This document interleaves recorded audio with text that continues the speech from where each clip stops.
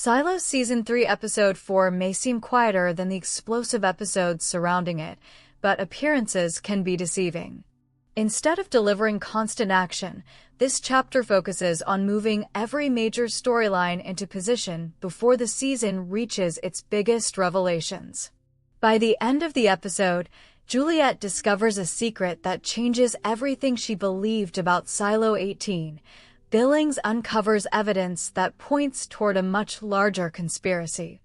And the storyline set before the construction of the silos introduces another mysterious figure who appears to know far more than anyone else. The biggest surprise, however, comes during the final moments. Bernard is alive. That single revelation completely changes the political landscape inside Silo 18 and raises serious questions about who is actually controlling events behind the scenes. The episode begins exactly where the previous chapter left off. Camille still intends to eliminate Juliet. According to the mysterious algorithm directing her actions, Juliet has become too dangerous to remain alive. Camille appears determined to follow those orders, but there are subtle signs throughout the episode that she is struggling with what she has been asked to do.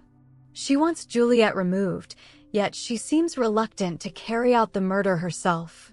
That hesitation becomes important because Sims immediately offers to handle the job instead.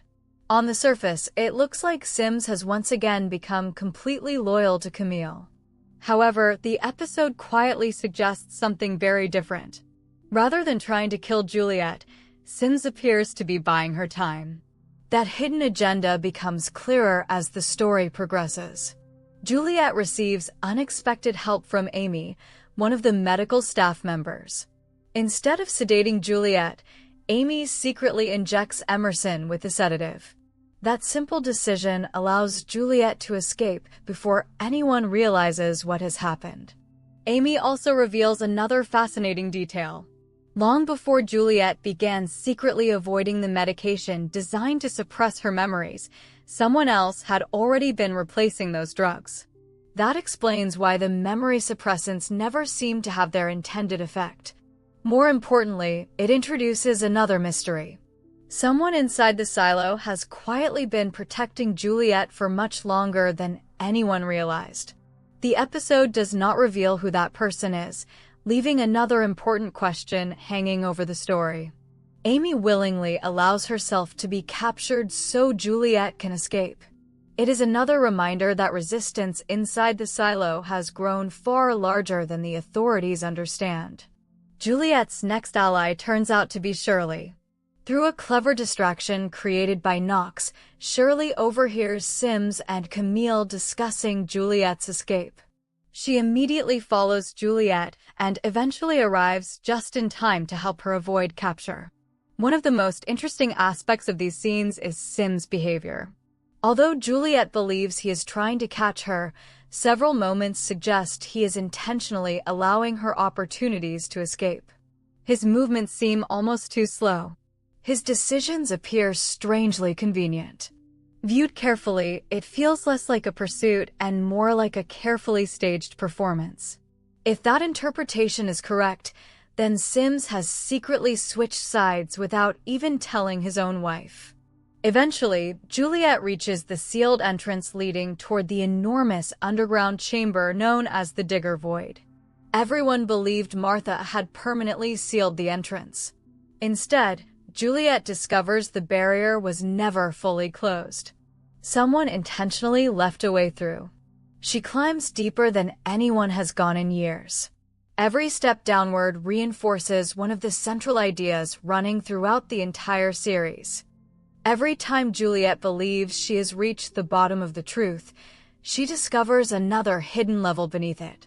That journey finally leads to the episode's biggest reveal. Hidden inside a surprisingly comfortable underground living space sits Bernard. Scarred by severe burns, but unmistakably alive. This completely overturns what viewers believed after the previous episode. Until now, it seemed Sims had killed Bernard. Instead, it becomes clear that Sims lied. Rather than murdering him, Sims secretly hid him beneath the silo. That revelation changes how viewers should interpret almost every action Sims has taken recently. Instead of becoming Camille's loyal enforcer, he may actually be working against her while protecting Bernard in secret. The obvious question is why. There are several possibilities. Perhaps Sims still believes Bernard is the rightful leader. Perhaps Bernard possesses knowledge that nobody else can access. Or perhaps Bernard himself has been quietly directing events from hiding. Whatever the truth may be, Bernard's survival guarantees that the struggle for control inside Silo 18 is far from over. Away from Juliet's escape, another investigation continues gathering momentum. Billings refuses to let Orla Kent's death become just another forgotten tragedy. After learning that her body has been recovered, he carefully examines the evidence. The results immediately contradict the official assumptions. Orla did not die because of the poisoned environment inside the mines. Instead, she suffered a fatal blow to the back of her head several days earlier. Her killer then transported the body into the abandoned tunnel to hide the crime. This discovery transforms the case completely. What first appeared to be an unfortunate accident is now confirmed as murder. Billings immediately begins searching for anyone connected to Orla. His investigation brings him into contact with Mike, who had a close relationship with her, and Glenda, the former shadow to the head of supply. Neither character openly reveals much, but both seem to know more than they are willing to admit. At this stage, the series deliberately keeps the killer's identity hidden. The important point is not who committed the murder. The important point is that Billings has finally started asking the right questions. As long as he continues following the evidence, he may eventually expose another layer of the conspiracy operating inside the silo. Meanwhile, the storyline set before humanity entered the silos continues, revealing how enormous the conspiracy really is. Daniel and Helen are still trying to understand the mysterious network surrounding the encrypted communications. After discovering Steve's hideout destroyed and Steve himself missing, they realize they are no longer simply investigating unusual activity. Someone is actively eliminating loose ends. The pair temporarily hide inside an apartment belonging to Helen's former partner while trying to determine their next move. Their only remaining clue is an unusual chess username connected to the mysterious communications. Daniel believes the strange chess moves may actually be coded messages exchanged between members of a secret network. If that theory is correct, identifying the owner of the account could expose everyone involved. Daniel reaches out to an old contact inside the Pentagon named Sam Ramsey. Initially, Sam refuses to help because the risks are simply too great. That hesitation alone demonstrates how dangerous this conspiracy has become. Even experienced government officials are afraid to investigate. Before Daniel can make further progress, another mysterious figure appears.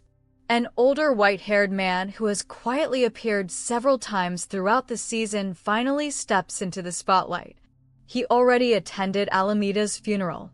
He appeared inside Helen's workplace after she lost her job. Now he approaches Daniel and Helen directly. His conversation reveals that he functions as a government fixer. Rather than threatening people through violence, he quietly buys their silence. He offers Helen a prestigious new career while simultaneously making it clear that refusing could result in devastating consequences for Charlotte's medical treatment. The offer is carefully designed. It gives Helen every reason to cooperate while reminding her exactly what she stands to lose. It is manipulation disguised as generosity. Although Helen appears tempted, viewers can immediately recognize the trap. Accepting would likely mean becoming another piece of the same conspiracy she has been trying to expose. Just when it seems Daniel has reached another dead end, Sam unexpectedly calls back. He ignored his own fears and investigated the mysterious chess account anyway. Whatever he discovers is so important that the episode deliberately keeps it hidden from viewers. We only see Daniel's reaction. Without hesitation, he rushes to find Helen. The urgency on his face suggests Sam has uncovered something capable of changing everything they believed about the conspiracy. The episode ends before revealing exactly what that information is, creating another major cliffhanger heading into the next chapter. The title, Whatever You Do, Don't Go Home, perfectly captures the emotional core of this episode.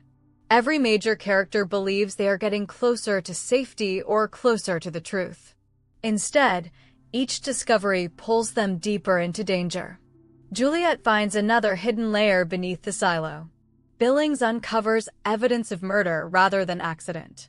Daniel and Helen discover that powerful people have been controlling events from the shadows long before the silos ever existed. Most importantly, Bernard's survival proves that nothing inside Silo 18 is as straightforward as it first appears.